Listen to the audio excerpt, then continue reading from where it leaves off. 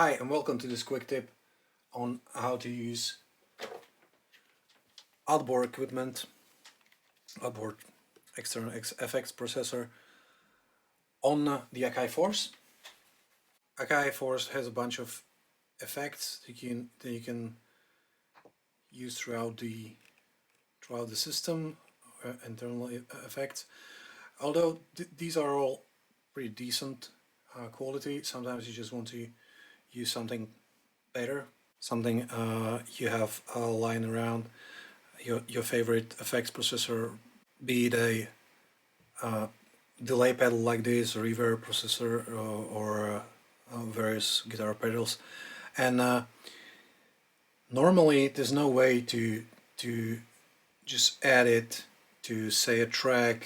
You can only use the internal effects on the Force. However, there is a workaround, and I'm going to show you how to do this. So first of all, the hardware connections. Akai Force has two main outputs, 1 and 2, and there's outputs 3 and 4 that are assignable, so you can send anything from these outputs, and we're gonna use that. I'm running a cable here from the outputs 3 and 4 into the inputs of the Eventide time factor that I'm using for this demonstration, and the output from the effects pedal goes back into the inputs on the Akai Force. Just make sure that your input selectors are set to line. You can set the input level as well to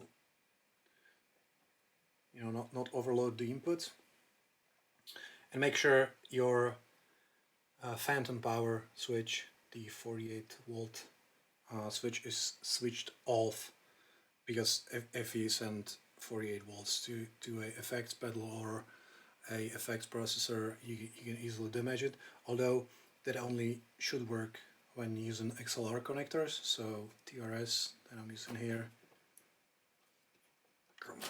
TRS should be pretty safe. Just don't touch that. Okay, so that's the hardware. So output from outputs 3 and 4 go into input of the effects processor. Output from the effects processor going back into inputs 1 and 2 on the Force.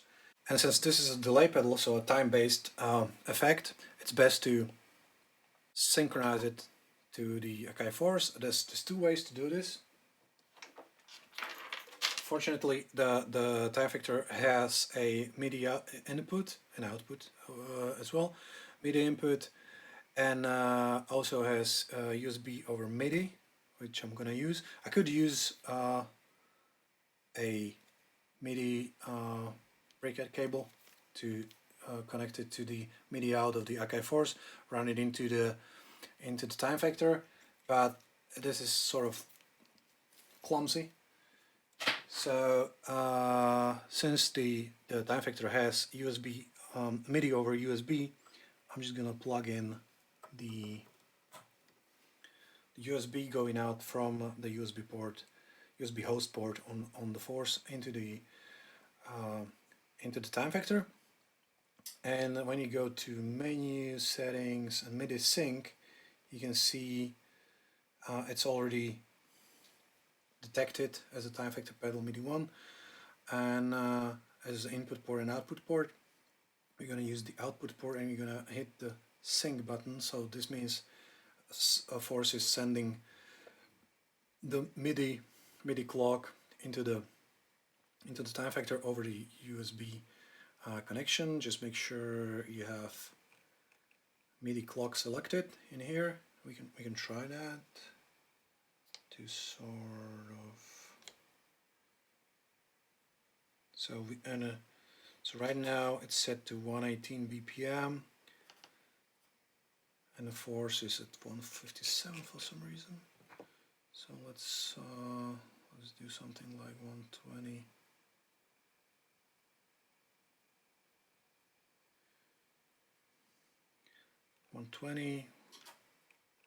And when we hit play,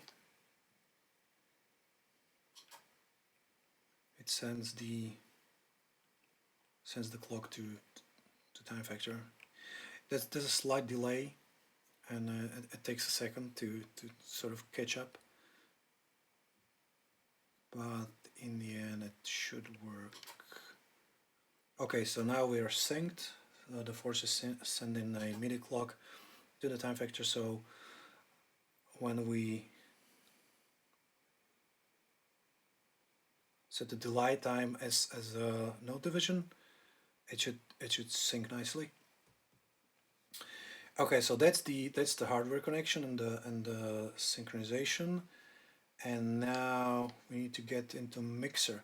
So this is the tracks mixer, and there's a bunch of sends, 4 of them, and you can send the signal from the track into the send channel and then route it back. But when we go to this one, let's play some notes so we can hear it.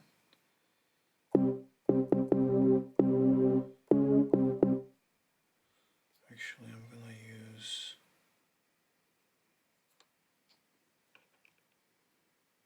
progressions so it plays chords. So we're playing a chord. This is a dry signal from a plugin. I think it's Hype. Yeah, from a plugin. And if we go to the mixer and we send whatever, it's the same. There's nothing going on. So in order to route the send out of the force into the time factor, we need to go into master channel, and we have the return tracks 1 to 4 in here, and we go to I/O. This says the return 1, that's what we're gonna use, is routed to outputs 1 and 2, but when we change it to 3 and 4, we are sending anything that's being sent into the return 1 channel out of the force on the 3 and 4 outputs. It goes into the pedal. We can now go back and send some signal into the return channel. There's nothing going on yet, but if we look at the outputs, that's the return 1, that's the main output, it's going out, and it's also going out into outputs 3 and 4.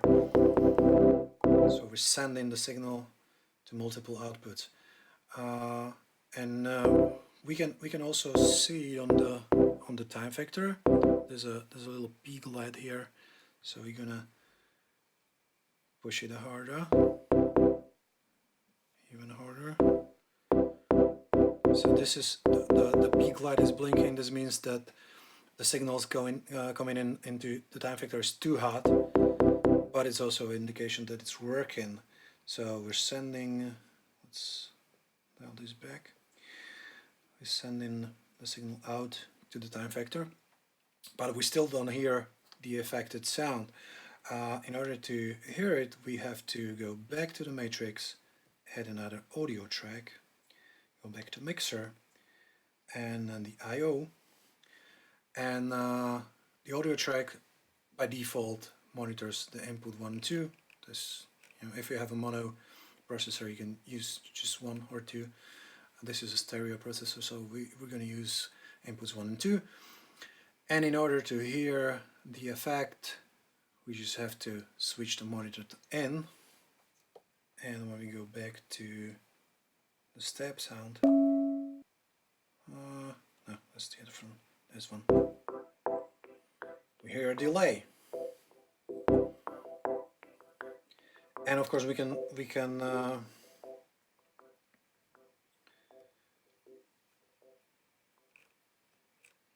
adjust that. Just setting just a little bit, or a bit more, until sort of sounds good. and that's all there is to it. So just to recap, we run in a cable from outputs 3 and 4 into the input of the effects processor, time factor in our case. The output goes back into Force input 1 and 2. We set up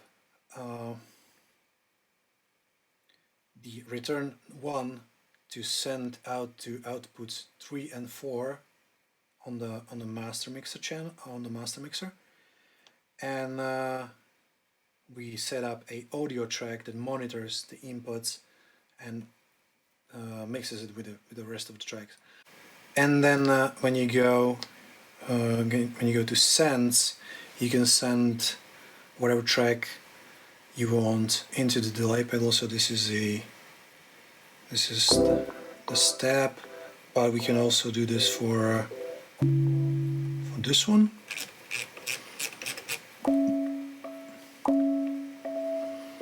And of course, then you can go crazy on the effects pedal. You can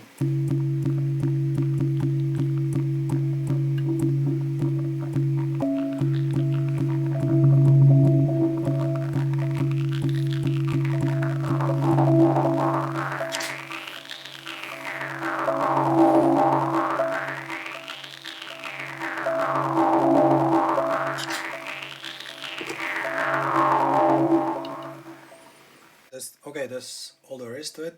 But there's one more cool feature. So you can send anything that has a send button to the outboard processing, including, this is drum rack, by the way. Let's hear what it sounds like. But there's this duppy sound here, and when we go to menu and pad mixer, you can send individual pads to the pedal or to the FX processor. So these are dry. Let's see how that sounds.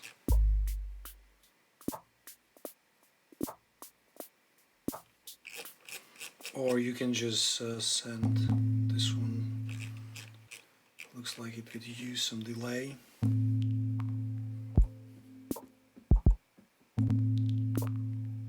So these ones are dry. This is being sent to the effects processor. Okay. Okay, so let's see what we can do with all this. A little jam, I guess.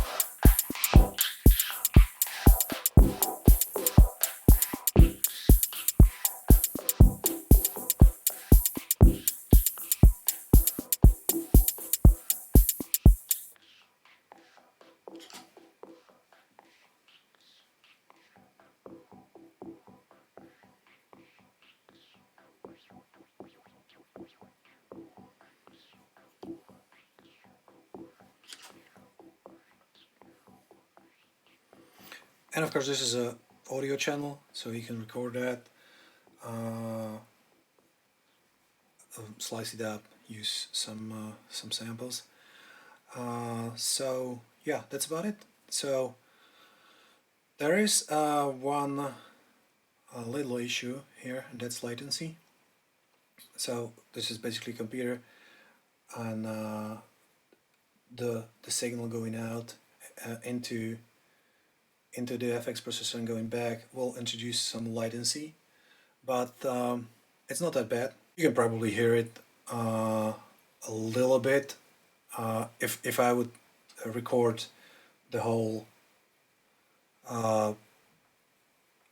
dry and affected signal and line them up in a DAW, I would probably see some latency, a few milliseconds off.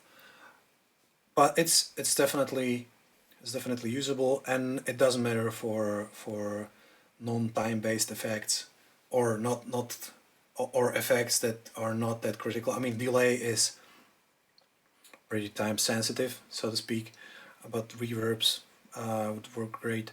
The only other issue here is that you only have two outputs, or two additional outputs from the Force, and two inputs. So basically you only have one path going out, going in. This means you only can use one processor at a time, unless of course you chain them. So if you put the output from the Force into the delay pedal, from the delay pedal into the reverb pedal, so on, and from the final box, you run the output back into Force. You can chain up multiple effects, delays, chorus pedals like that, reverbs, whatever you have laying around. Okay, so that's the workaround. I hope you enjoyed that. Thanks for watching, and have a good one.